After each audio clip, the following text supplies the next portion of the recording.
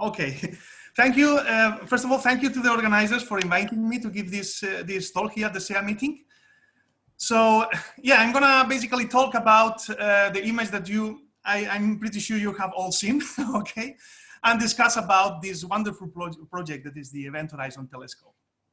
Well, for black hole hunters, okay, we have to overcome two strong observational limitations, okay? These are the limitations that basically have prevented us from getting this image years ago, okay? So we have had to wait, a long time, more than a decade since the project was first born in the mind of Shep Doleman and others, for the technology to be advanced enough to allow us to get this image, okay? These two strong observational limitations are, on the one hand, the opacity from the material that surrounds the event horizon. Basically, the material is opaque to its own radiation, okay?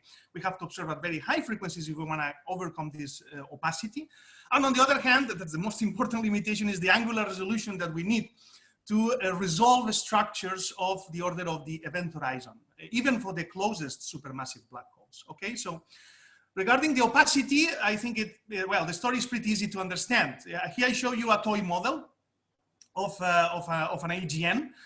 So the idea is that the light that comes from the regions around the event horizon have to cross a lot of material in its way to the Earth, okay? And this material is mainly mainly made of magnetized plasma, okay? The strength of the magnetic field and the plasma density decrease both with the distance to the black hole, okay? This very simple toy model, you have basically power loss, okay, of magnetic field and plasma density as a function of distance to the black hole. And just using this toy model, you can see that in this plot, I show you intensity, the intensity profile of the emission coming from the jet as a function of distance to the black hole. You can see that if you observe at low frequencies, you are only allowed to see regions relatively far from the black hole. So that means that the emission is opaque. It's like a wall that prevents emission at low frequencies to escape from regions very close to the black hole. So if you wanna observe the immediate neighborhood of the event horizon, you need to observe at higher and higher and higher frequencies until the whole region becomes optically thin, okay? So here you have real data, okay? This is one of many spectra of M87, where you can actually see that you need to go to frequencies of the order of, let's say, 100 gigahertz, okay, to start entering the spectrum, the region of the spectrum where the emission is optically thin, okay? We are just at the edge. So at 1 to even 3 millimeters, oops, we are very close to the edge where the emission starts to be optically thin. So that's one of the main observational limitations if you want to get this image of the black hole. The other one is, as I said, the angular size. So even for the closest and most massive supermassive black holes, the size of the expected ring is very tiny. It's just a few tens of micro arc seconds. That's very, very small, okay? As you can see, well, there's several orders of magnitude difference between the size, the typical size of a jet that you can see with an interferometer like the VLA, and the image of the black hole surroundings that we get with the EHT. So we are talking about, as you can see here, tens of micro arc seconds, okay? So there is a technique that overcomes these two limitations at the same time, simultaneously, which is millimeter wave VLBI. So very long baseline interferometry up to the highest possible frequencies allowed with the current technology, okay? The highest resolution at the highest radio frequencies. So VLBI, many of you will know, it's a technique that basically combines signals arriving to different stations at different parts of the world, and then combines them in such a way that you emulate or simulate an antenna that is as big, as large as the whole planet Earth. You can even go to space and simulate supraplanetary telescope sizes with this technique. Okay, pushing this technique to millimeter wavelength is not an easy task. Okay, it's very complicated, and actually we had to wait a long time till the technology allowed us to do this with imaging capabilities. Okay, basically at millimeter wavelength you have stations with very low sensitivities as compared to what you have with centimeter wavelength. Poor receiver performance, even the highest signal losses, the quantum noise in the amplifiers is very high. So there is lots of problems, okay? Low sensitivity, which means you need long integration time to detect your source. But on the other hand, you have shorter coherence time because the atmosphere, the turbulence in the atmosphere makes that the coherence time is just a few seconds. So you have a trade-off here. On the one hand, you have low sensitivity, so you need long integration times. On the other hand, you have short coherence time, which means that you need to observe to detect the source in very short times if you want to keep the coherence of the wave that you need to do Vlbi, okay? So the sites to optimize observational millimeter wavelengths have to be very high and dry, okay? I think that the book case example is Alma, which is located in the Atacama Desert, one of the driest, if not the driest place on Earth. These sites are, of course, difficult to access and maintain, are very expensive, okay? And also the surface accuracies that you need in your antennas in order to have more signal entering the receiver have to be very high. So we are talking about surface accuracies of a few microns over sizes of that can be as large as several tens of meters, okay? In the case of Alma, it's 12 meters, but we have much higher, much bigger dishes also in the EHT. So in the last years, there have been a lot of international effort to combine, to join all the most important or, well, most sensitive millimeter stations in the world together, okay, in a common project, in a global common project called the Event Horizon Telescope, to provide a millimeter wave Vlbi global array with imaging capabilities. So we need to have enough stations to be able to constrain the image of the sources that we are observing. These are the stations that participated in the first observations with imaging capabilities, those that took place in 2017, okay? And as you can see, we can be very proud of it. There is a Spanish station there, okay? Indeed, that's the only European station that could take part of the observations in 2017, which is the antenna at Pico Veleta, the Iridium 30-meter station. So the Event Horizon Telescope collaboration that was born a few years ago, as it is today, is made of more than 300 astronomers. We have their engineers, theoretical physicists, observational astronomers. We have all self-contained group of experts that are behind the image, the famous image that you could see released a few months ago, well, actually last year. So the 2017 campaign, the first campaign of the Event Horizon Telescope, we had 8 stations located at six places on Earth. Okay, we observed 5 nights between the 5th and the 14th of April. We observed many sources. You have only seen the results of a couple of them, but we observed many more. Okay, we have 2 main sources, which is the Galactic Center and the M87, where you also have other PI sources that are being currently analyzed in the collaboration. We had quite a bit of sensitivity, 4 GHz bandwidth, okay, in 2017. Now we have double sensitivity, okay? We upgraded the electronics so that it allows us to have double sensitivity, so we should get even better images in the near future. And just for you to have an idea of the complexity of all this, of correlation, calibration, and imaging process, it took the whole collaboration more than 1 year to get the image of M87. So no polarization information, no fancy things done on the data, just getting the image, okay? And the basic analysis of the image took more than 1 year. So it was a complex procedure. So one of the main limitations that we have in Vlbi, and this is actually one of the things that delayed the publication of this image, was the fact that even though we have 8 stations in 6 places, the dynamic range limitation, or the fidelity of the image is tricky, okay? It's very tricky to deal with this data because we have lots of holes in the Fourier space, okay? For those of you who don't know interferometry, there's a basic idea behind.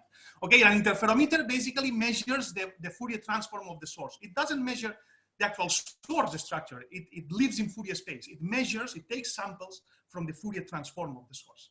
And it only samples this Fourier transform on specific places in Fourier space. So you have a lot of holes and empty spaces in the UV space, in the space of the Fourier transform. That means that any source structure that has a Fourier transform that is 0 wherever you have antennas observing, that is still compatible to your data if you add it to the final image. These are called invisible sources. So any combination of invisible sources also provides a good solution, okay? And it's very tricky to get rid of these invisible sources.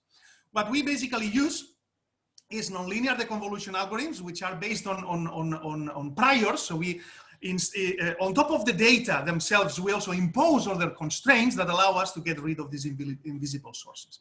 Okay, here you have an example. At left, you have a simulated ring. Okay, I have observed it synthetically with the same UV coverage. It is shown at the center that was used in real observations, and then at right you have the image that you get just from Fourier inversion. You see, there's a hint of ring, but there's a lot of rubbish around. Okay, so using three completely different algorithms that show completely different priors, we could get image reconstructions that resemble among themselves with a correlation of higher or of the order of 95%, which gives us confidence, a lot of confidence that the actual image is free of these invisible sources.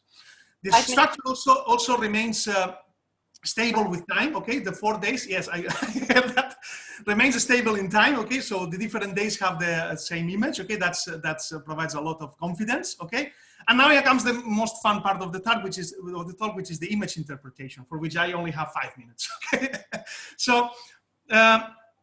so the first thing to know is that we have observed a shadow, an image that shows a ring, and in the middle you have a shadow. Okay, what is this shadow?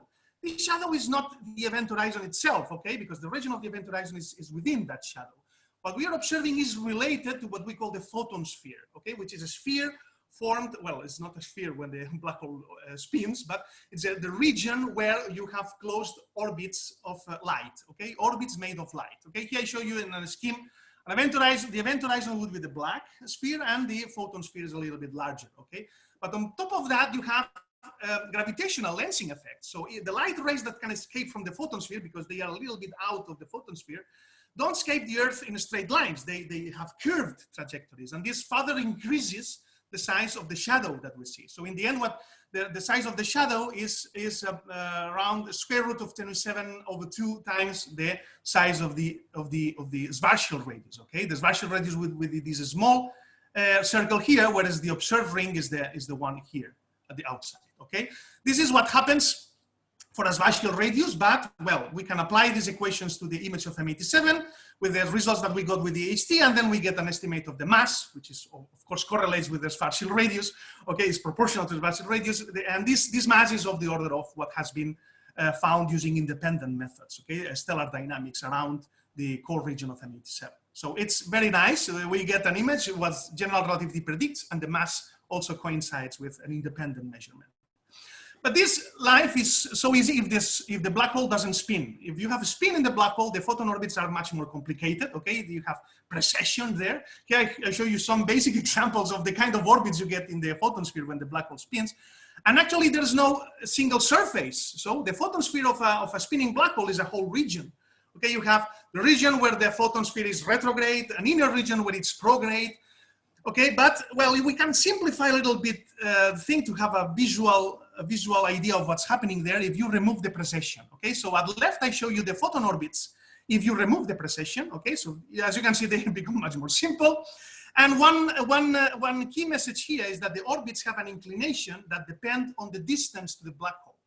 Okay, this is very, very funny because what this tells us is that when you build an image of the ring, an angle in the ring, so the orientation within the ring, is telling you, is giving you information about different distances to the black hole. So the ring image that you see in the EHT maps distances into angles. Okay, and that's cool, because if the inclination to M87 would be sufficiently high, the southern part of the ring would be made of photons that would originally come from the innermost region of the photon sphere. So just at the edge of the event horizon. Okay, that's cool. That's pretty cool. We don't only see the ring, we also see some extra emission in the southern part. Okay, and the way we model that is as a combination of two things. On the one hand, you have the ring, the ring related to the photon sphere. On the other hand, you have material, emission from material in the innermost part of the accretion disk, okay? And the way we interpret that, this over emission in the southern part is by Doppler boosting, okay? So here you can see at right, a toy model, okay, where I show what's happening, okay? If you have a disk that rotates clockwise, Doppler boosting would boost the emission at the south part of the ring, whereas it would redshift it or deboost it also where in the northern part, that would cause this asymmetry in the ring that you see. Okay, so combining what we already have, what we already know from the jet, okay, the orientation of the jet, combining that with the image of the EHT, we can actually sort out what's going on with the accretion disk, how the accretion disk is spinning, okay, that the duration of the spin of the accretion disk around the black hole. Okay, these are just qualitative statements. I have shown you some qualitative idea of what the ring looks like and how we interpret that, but we have to make numbers of it, okay? So the quantitative analysis is much more complex. What we do basically is to extract quantities from the image, okay, and then compare these quantities like total flux, ring size, ring width, and so on, that we can derive directly from the images and compare them to the predictions from general relativistic magneto-hydrodynamical models. Okay, here I show you an example of the probability posterior distributions of the quantities derived from the observational data. And if you do the same thing with model images, you can overplot the histograms of the different quantities, and this allows you already to remove models that don't fit the images. So this allows us to constrain our GR-MHD models. Here you can see in red and green what the observational data is telling us, and in blue you have a histogram of what you get from models that allows you to remove all beams that fall outside of the observational data, okay? And this allows us to constrain several quantities of GR-MHD models and rule out models that don't fit to the data. Like, for instance, one of the models that were first removed from the list was those corresponding to retrograde magnetically arrested disks. Okay, that was completely ruled out. There are still a lot of degeneracies. Okay, we need more data and especially polarimetry to break the degeneracies that we still have with the models. But that's the idea. That's how it works. I already took out all the time that I had for the talk, but just to go to give you an idea of the ongoing work. Okay, this is not the end of the story. This is the beginning. Okay, we still are dealing with the polarization images of M87 at horizon scales. This jet connection, there will be a publication, I hope relatively soon, that will be breathtaking, about this jet connection from multi-wavelength observations. The other main target, Sagittarius A star, of course, we're still working on how to dynamically image the data of Sagittarius A star, and of course other AGNs, okay, the other PI sources. And I have to skip this about the ALMA observations and go directly to the summary. Sorry for spending so much time. Okay, thank you very much. Muchas gracias.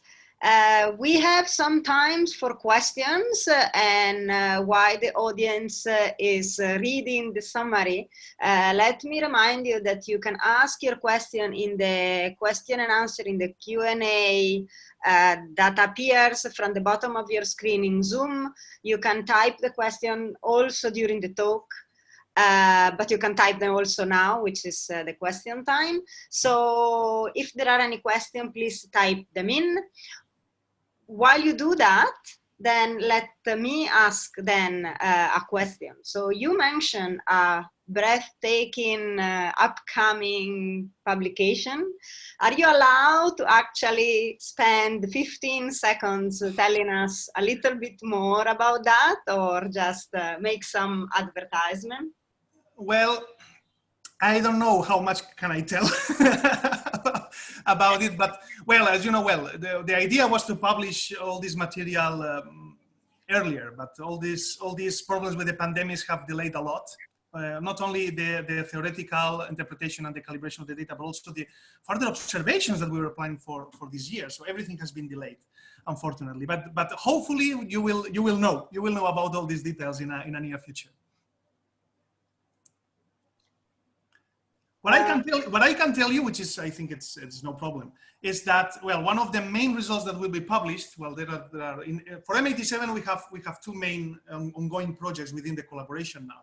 One which is multi-wavelength, and the other one which is polarimetry. So the idea would be to publish the image of M87, but with polarization added, okay, and then analyze how this new information constrains further the GR-MHD models of M87. Thank you. So we have a few questions coming from the audience. I can't read it. So if you can read it. Okay. So why is Noema not part? There are three questions about that.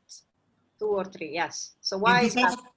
In 2017, well, NOEMA was being upgraded by that time, so NOEMA couldn't take place, couldn't take part of the observation in 2017.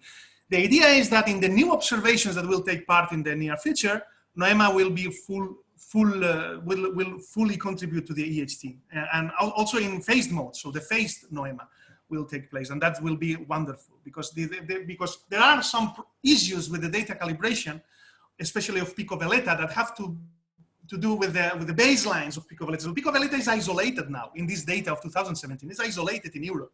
If we would have just another station close to Pico Veleta, that would make life much easier for the analysis of the analysis and calibration of the data. So that's why we are looking forward NOEMA coming into the EHT, and that will happen in the next observations. Excellent, thank you. So what about Galactic Center and the Galaxy Supermassive Black Hole? So the problem that we have with the Galactic Center is that the dynamical timescales are much shorter. So it's much less massive. It's much more close by, of course. So the shadow is also resolvable with the EHT, but the dynamical timescales are very short. It's just a few minutes. So one of the basic tenets of VLBI is that the source has to remain stable. The structure has to remain the same across the whole extent of the observations. That doesn't happen with the Galactic Center. So the Galactic Center is changing so fast that every few observations, every few scans of a few minutes, it has changed, okay? So we have to develop new techniques, new approaches to construct not images, but movies, directly movies from the data. And that's complicating the analysis so much. So that's the main reason that is delaying the publication of the Galactic Center. But we are making already